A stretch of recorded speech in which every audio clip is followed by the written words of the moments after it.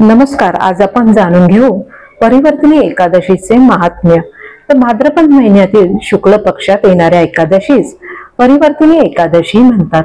या एकादशी जयंती एकादशी सुद्धा म्हणतात. आषाढी एकादशी झोपी गेलेले भगवान विष्णू या एकादशीस एका कुशीवरून दुसऱ्या कुशीवर होतात, म्हणून या एकादशीस लोक परिवर्तनी एकादशी म्हणतात. या एकादशीचे व्रत सर्व पापी लोकांच्या पापाचे क्षमन करते.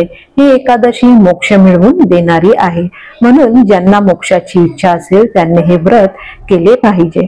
एकदा अर्जुनाने भगवान श्रीकृष्णांकडून भाद्रपद महिन्यातील शुक्ल पक्षातील एकादशीचे महात्म्य जाणून घेण्याची इच्छा व्यक्त केली. तेव्हा श्रीकृष्ण म्हणाले, त्रेतायुगात बली नावाचा एक राक्षसांचा राजा होता.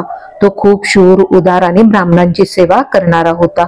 एकदा त्याने देवराज इंद्राचे पद मिळवण्यासाठी एक महान यज्ञ आयोजित केला. त्यानंतर देवराज इंद्र भगवान विष्णूंकडे गेले आणि मदत मागितली. त्यानंतर श्रीहरी वामन रूपात राजा बलीच्या यज्ञात गेले आणि दान म्हणून 3 पावले जमीन मागितली. राजा बली वामनाला दान देण्यास तयार झाला.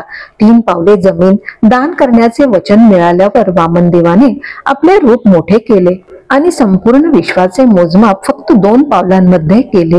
मग वामन देवांनी राजा बलीला विचारले, हे राजा, मी आता माझे 3रे पाऊल कुठे ठेवू? राजा बली म्हणाला, कृपया 3रे पाऊल माझ्या डोक्यावर ठेवा. बलीचे औदार्य पाहून वामनदेव खूप खुश प्रसन्न झाले. वामनदेवांनी बलीच्या डोक्यावर पाय ठेवताच तो पाताळ लोकात पोहोचला आणि त्याच्यासोबत पाताळ लोकात राहण्याचे वचन दिले.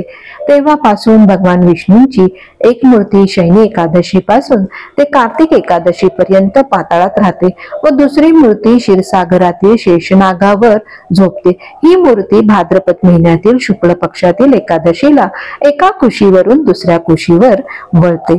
परिवर्तनी एकादशीस भगवान विष्णू सोबत वामन देवांचीही पूजा केली जाते आणि चांदी, तांदूळ आणि दही दान केले जाते व रात्री जागरण करतात.